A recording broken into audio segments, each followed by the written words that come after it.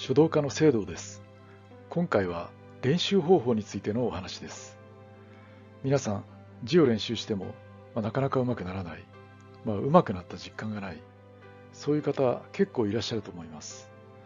でもそれは皆さんの実力がないからではなく、単に練習方法に問題があるからかもしれません。今回お届けするのは、効果抜群、確実に上達する方法です。実は皆さんが普段やっていることをちょっと逆にしてみるだけです。どうぞご期待ください。まず、その方法をお伝えする前に、皆さんと確認したい点があります。そもそも字の練習って何のためにやるのかというと、それはもちろん、綺麗な字を書けるようになるためです。では、綺麗な字を書く人は、一体どうやって書いているのでしょうか。これは書もペンも同じです。例えば、字を書くというと、こんな感じで書いていくわけですが、でも実際はこんな風にいきなり書いているのではなくて、その前にワンステップあります。これから書こうとする字を頭の中でイメージする作業です。まずこのイメージを頭に描いて、それを紙に再現する。正確にはそういうステップを経て字を書いてみます。もちろん何も考えずにどんどん書く場合もありますが、少なくともきちんと何かを書こうとする場合は、意識するかどうかは別として、頭の中に必ずこれから書こうとする字のイメージをしっかり持ってから書き始めます。ですので、綺麗な字を書くという作業は2つに分かれます。まず、綺麗な字のイメージを持つこと。そしてそのイメージ通りに再現するという2つの過程を経て初めて実現します。なんだかすごく回りくどい話をしているように思われるかもしれませんが、これ結構重要です。ではいよいよ練習方法に入ります。まず書道とかペン字教室、この YouTube もそうですが、よく先生が説明しているのは、例えば書くときの姿勢とか、筆やペンの持ち方、あるいは止め、跳ね、払いといった、基本的な技法についてです。これを先ほどの2つのステップに沿って考えると、これらはもっぱらステップ2、イメージ通りに再現するための技術をレッスンしているんです。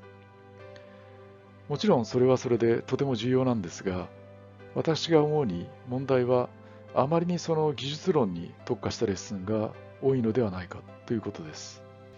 2ステップの1つ目、これから書きたい字のイメージを持つ。そこに焦点を当てたレッスンはほとんどありません。しかし考えてみてください。順序からすると、まず大切なのは美しい字のクリアなイメージを持つことです。これがないと何も始まりません。またイメージといっても、こんなぼやけたイメージでは使い物になりません。本当に細部の細部までありありと目に浮かぶ、そこまでのイメージが必要です。では、その点をちょっと頭に入れていただいた上で、改めて私たちが普段やっている練習を振り返ってみましょう。まず、いわゆるお手本がでんと目の前に置かれます。それを見ながら、自分でできるだけ似せて書こうとする。失敗したと。もう一度。まだまだ。これでどうだと。よしと。こんな感じです。でも、この練習方法、大きな問題をはらんでいます。ズバリ、本番に弱いんです。本番って何でしょう？私が思う本番とは、手本を見ないで書くことです。言うまでもなく、日常生活で字を書く場面では、そこにお手本なんかありません。何も見ないで書くのが普通であり、そこで書いた字が自分の実力です。では先ほどの練習方法で、もしパッと手本がなくなったとします。どうでしょう？ちゃんと書けるでしょうか？いや、これ結構どう書くか悩むんじゃないでしょうか。なぜかというと、書くべきお手本の字のイメージが頭に入っていないからです。字の練習にお手本は切っても切れない存在です。ただ、私たちがやっている常にお手本が横にあって、それを見ながら書く練習では、実は思ったよりもずっとイメージは頭に残っていません。例えば、車を運転される方はピンと来られると思いますが、車でどこかに初めて行くとき、カーナビを使うことが多いと思います。で、カーナビ通りに運転して、無事目的地に着けましたと。でも次また同じ場所に行くとき、今度はカーナビなしで行けるかというと、なかなかそうはいきません。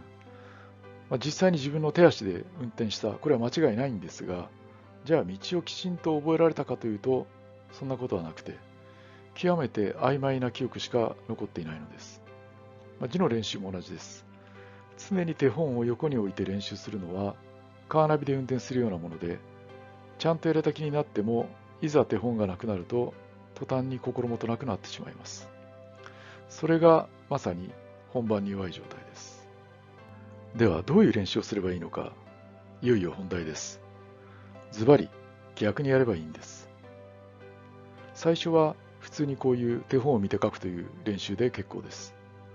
で、ある程度書けるようになったと思ったら、今度は手本を閉じてしまいましょう。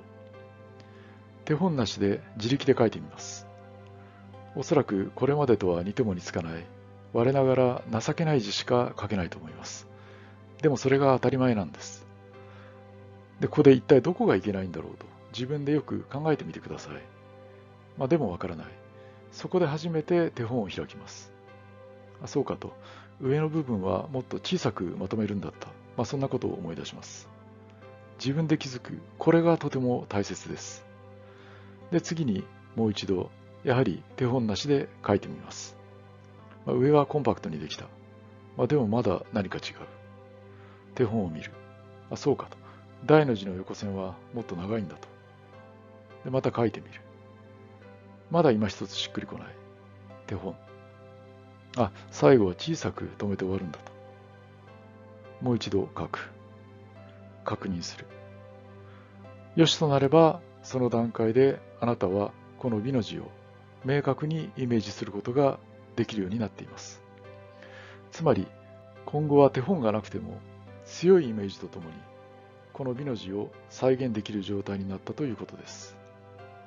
この練習方法、書道用語でいう背臨という手法です。書の古典を書き写す、いわゆる臨書という学習があります。お手本を見て書く、まさに普通の練習ですが、その発展系としてあるのが背臨です。手本を見ないで記憶を頼りに臨書をしていきます。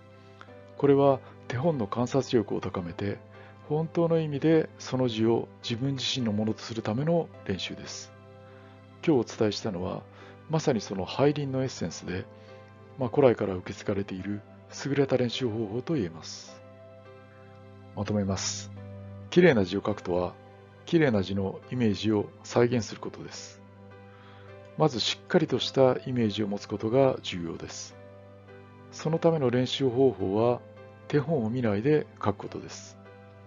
書いた字を手本と見比べることで、より深く観察ができて、より強いイメージが自分のものにできます。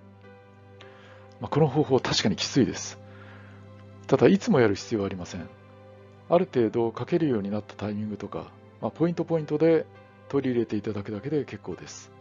それだけで皆さんの字はこれまでと全く違う本番に強い字になることをお約束します。ぜひお試しください。